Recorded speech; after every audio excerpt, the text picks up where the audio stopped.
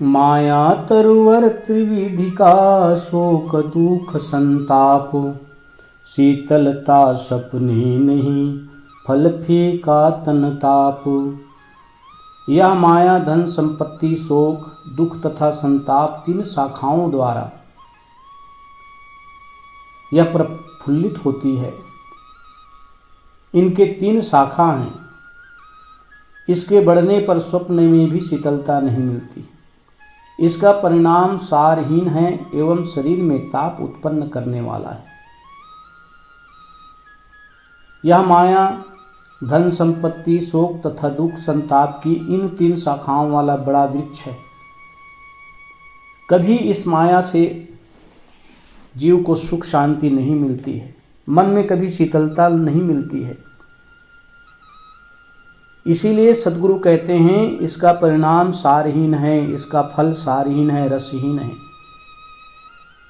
और यह शरीर में दुख पैदा करती है। इसलिए इस माया से हमेशा सावधान रहो। मोटी माया सब तजे झीनी तजी न जाए, पीर पैगंबर औलिया झीनी सबको खाए। मोटी माया, साहब कहते हैं कि मोटी माया तो सभी लोग त्याग देते हैं, परंतु झीनी जो माया है यह तजने में परखने में बहुत मुश्किल होता है। जब परखने में बहुत मुश्किल होता है तो त्यागने में भी बड़ा कठिन होता है। ये मोटी माया क्या है? धन, घर, स्त्री, पुत्र आदि, ये मोटी माया है। माया का त्याग तो बहुत से लोग कर देते हैं, साधु वेश धारण कर लेते हैं, घर छोड़ दिए, स्त्री छोड़ दिए, परिवार छोड़ दिए। ये तो स्थूल मोटी माया है, ये तो साधारणतः लोग छोड़ देते हैं, परंतु उसकी सूक्ष्म आसक्ति एवं मन की मान्यता रूपी झीनी माया नहीं त्यागी जाती है। घर परिवार पुत्र सब छोड़ने के बाद उनके प्रति जो आसक्ति बनी रहती है, उनके प्रति जो मोह बना रहता है, साहब कहते यही तो झीनी माया है। अब इस झीनी माया का त्याग करना बड़ा कठिन है। पीर पैगंबर औलिया सबको झीनी माया खा रही है। सद्गुरु कहते हैं पीर है, पैगंबर है, औलिया है, नाना प्रकार के बड़े बड़े पदों में विराजमान हैं, मंडलेश्वर हैं, गुरु नामधारी हैं, सबको झीनी माया खा रही। अर्थात प्राणी पदार्थों की आसक्ति, प्राणी पदार्थों के मोह, और जब तक इसका त्याग नहीं होगा तब तक वह सुखी नहीं रह सकता है। इसलिए सद्गुरु कहते हैं कि मोटी माया को त्यागने में बड़ा सरलता है, लेकिन झीनी माया, उसके प्रति जो आसक्ति है, उसके प्रति जो इच्छा है, जिसके प्रति मोह है, उसका त्याग नहीं हो पाता है। झीनी माया जिन तजी मोटी गई बिलाए, ऐसे जन की निकट से सब दुख गए हिराए। सद्गुरु कबीर साहब कहते हैं कि जिन्होंने मन की आसक्ति रूपी झीनी माया का त्याग कर दिया, मन के मोह का त्याग कर दिया, उसकी मोटी माया का संबंध अपने आप ही नष्ट हो जाता है। ऐसे विवेकी पुरुष के पास से सारे दुख संताप समाप्त हो जाते हैं। सद्गुरु कहते हैं कि जिन्होंने जो झीनी माया है उसका त्याग कर दिया, मन की आसक्ति ही मिट गई, तो अपने आप जो स्थूल माया है वो अपने आप विनष्ट हो जाते, अपने आप छूट जाते हैं। किसी भी प्राणी पदार्थों में हमारे मन में कोई आसक्ति नहीं, कोई मन में मोह नहीं है, तो वह स्थूल चीज़ अपने आप छूट जाता है। साहब कहते हैं ऐसे विवेकी पुरुष के पास से सारे दुख समाप्त हो गए, उनके जीवन से सारे दुख, सारे क्लेश, सारे झगड़े ही समाप्त हो गए। इसलिए साहब जो है झीनी माया का त्याग की बात कहते। खान खर्च बहुअंतरा मन में देखु विचार, एक खावे साधु को एक मिलावे छार। सद्गुरु कहते हैं मन में विचार करके देखो, खाने और खर्चने में भी बड़ा अंतर है। खान खर्च बहु अंतरा, मन में देखो विचार, अपने मन में विचार करके देखो, खाने और खर्चने में बड़ा अंतर है। एक खवावे साधु को, एक मिलावे छार। एक तो केवल निर्वाह के लिए सात्विक वस्तुओं को स्वयं खाता है और खर्च करके संतों को भी खिलाता है। संत की सेवा करते हैं, सज्जनों की सेवा करते हैं और अपना भी सात्विक रूप से उन वस्तुओं का उपभोग करते हैं। और दूसरा, स्वयं के नाना अनावश्यक विषय विलासों में लगाकर एवं विषयादि को देकर धूल में मिलाता है। साहेब कहते हैं, एक दूसरा भी खर्च करता है जो इन विषय वासनाओं में अपने इस धन को खर्चता है, गंदी गंदी चीज़ों में उस धन का उपयोग करता है, शराब, मांस, मदिरा। अपने परिवार को भी और अपने को भी नरक में ढकेला रहता है। साहेब कहते हैं, खाने खर्चने में बड़ा अंतर है। एक तो खर्च करके संतों को खिलाता है, परोपकार करता है और लोक परलोक सुधारता है, और दूसरा स्वयं खाकर मिट्टी कर देता है। इसलिए स्वयं खाने से भी दूसरों को खिलाना अधिक महत्वपूर्ण है।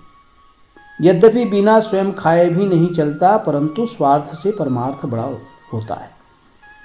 इसलिए सदगुरु कबीर साहब कहते हैं कि वस्तुओं का भी सही उपयोग करना चाहिए। हमारे पास वस्तु हैं, खाने पीने की सामग्रियां हैं। साहब कहते हैं उनका भी जो लोग गलत ढंग से उपयोग करते हैं, गलत ढंग से खर्चते हैं, वो संसार में सुखी नहीं रहते। और जो उन वस्तुओं को स्वयं खाते हैं और संत गुरुजनों को खिलाने में लगाते हैं, सज्जनों को खिलाने में लगाते हैं, परोपकार करने में लगाते हैं, वह आदमी यहाँ भी सुखी रहता है और परलोक में भी सुखी रहता है। मीठा सब कोई खात है, विष होए लागे धाय। निम्न कोई पीव से सबे रोग मिट जाए। मिठाई सब कोई खाते हैं, मीठा को सबको पसंद होता है, जो रोग के रूप में बदलकर मनुष्य को लगती है। मीठा ही तो रोग का कारण है, और मीठा से सारे रोग पैदा होते हैं। साहब कहते हैं इस मिठाई को सब लोग खाते हैं, जो रोग पैदा करते हैं, जो मनुष्य को दुख देते हैं। लेकिन जो इस रोग की औषधि है, नीम का काढ़ा कोई नहीं पीता, जिससे सब रोग मिट जाते हैं। साहब कहते हैं माया भोग का सब लोग उपभोग करते हैं, जिसका परिणाम भयंकर होता है। केवल दुख, क्लेश, संताप होता है। त्याग वैराग्य कम लोग धारण करते हैं, जिससे जीव मुक्ति प्राप्त करता है। जो जीव सुखी रहता है, शांति को प्राप्त होता है। इन चीज़ों का उपयोग नहीं करते हैं। साधु ऐसा चाहिए, आई दे चलाए।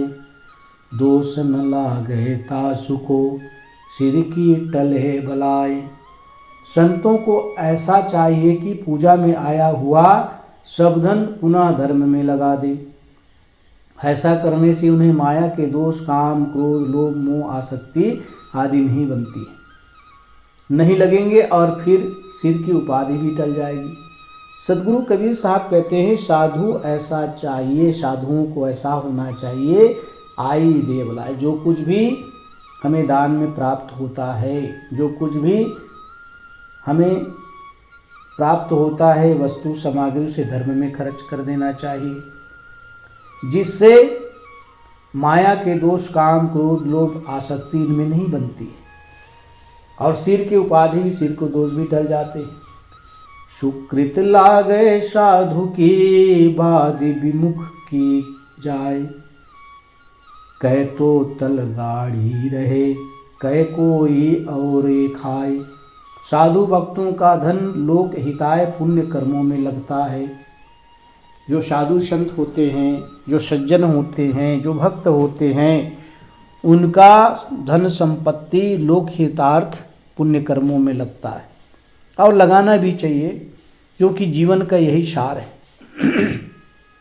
धन है, संपत्ति है, तो इसे पुण्य कार्यों में खर्च करना चाहिए।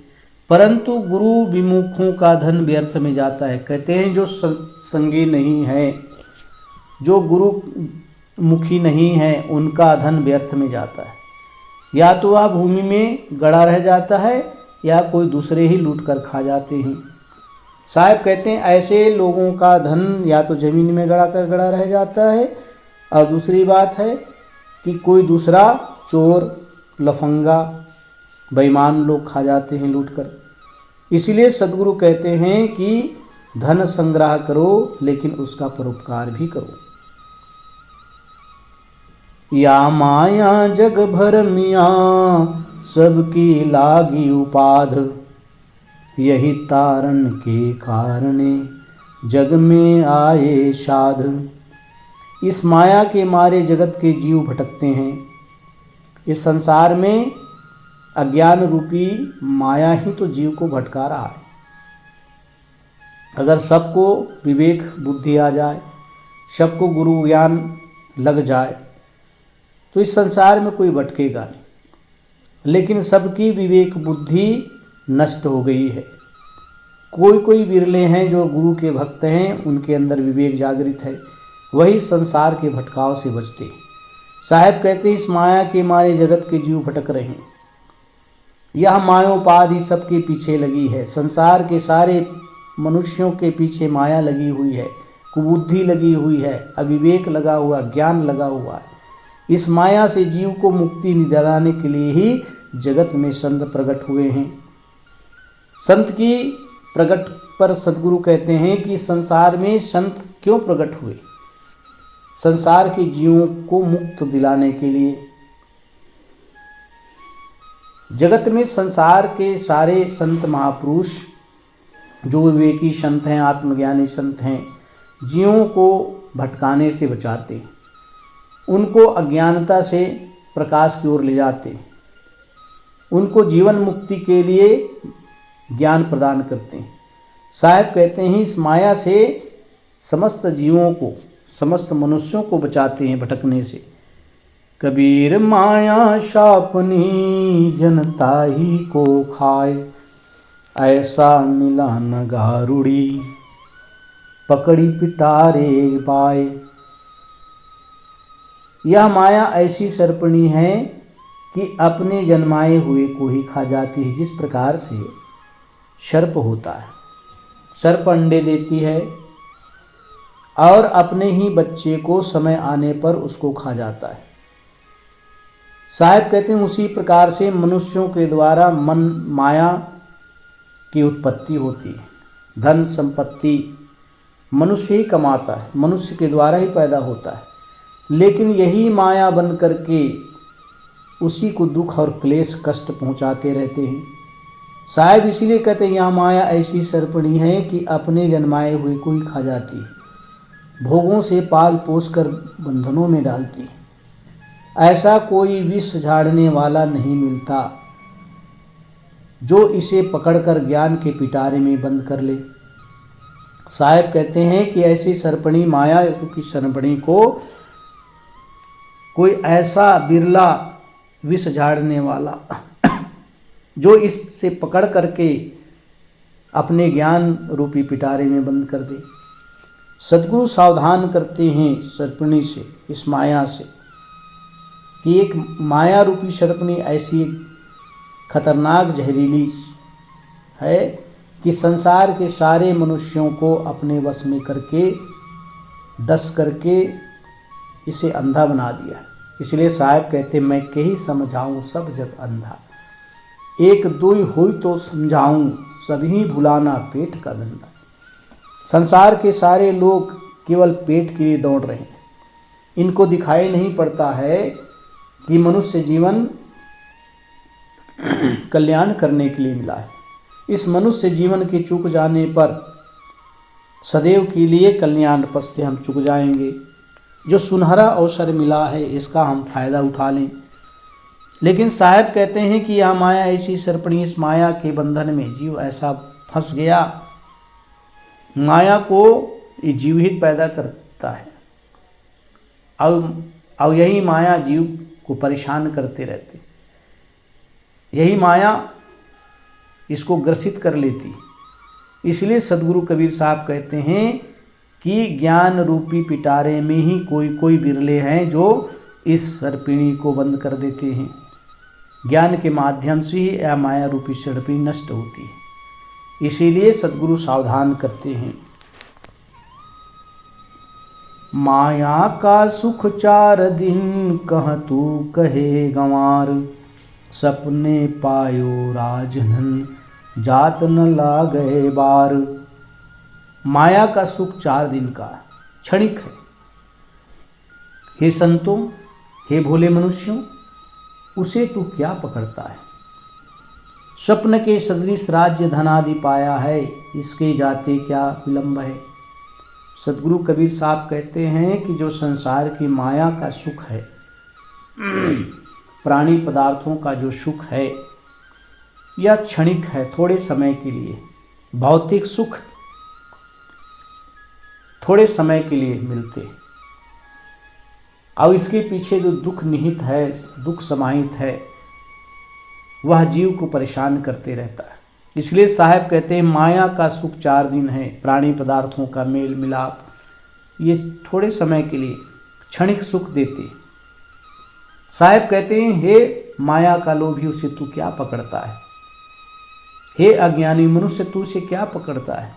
जिस प्रकार से सपने में राजधन मिल जाता है, धन दौलत मिल जाते हैं, राजपाट मिल जाते हैं, उसी प्रकार से ये जो मिला हुआ है यह भी थोड़े समय के लिए। आंख खुलने पर सारे धन दौलत राजपाट समाप्त हो जाते हैं। उसी प्रकार से मौत के आने के बाद सब संसार के वैभव छूट जाते। इसलिए सावधान हो जाओ और अपना कल्याण करो, क्योंकि मानव देह बार बार प्राप्त नहीं होगा। इसलिए इसने स्वप्नवत जानकर, संसार के प्राणी पदार्थों को स्वप्नवत जानकर इसे त्याग कर और अपने कल्याण पथ में लग, क्योंकि समय और जीवन ये दोबारा वापस नहीं मिलने वाले। तो इस प्रकार से सद्गुरु इस माया से सावधान करते हुए कहते हैं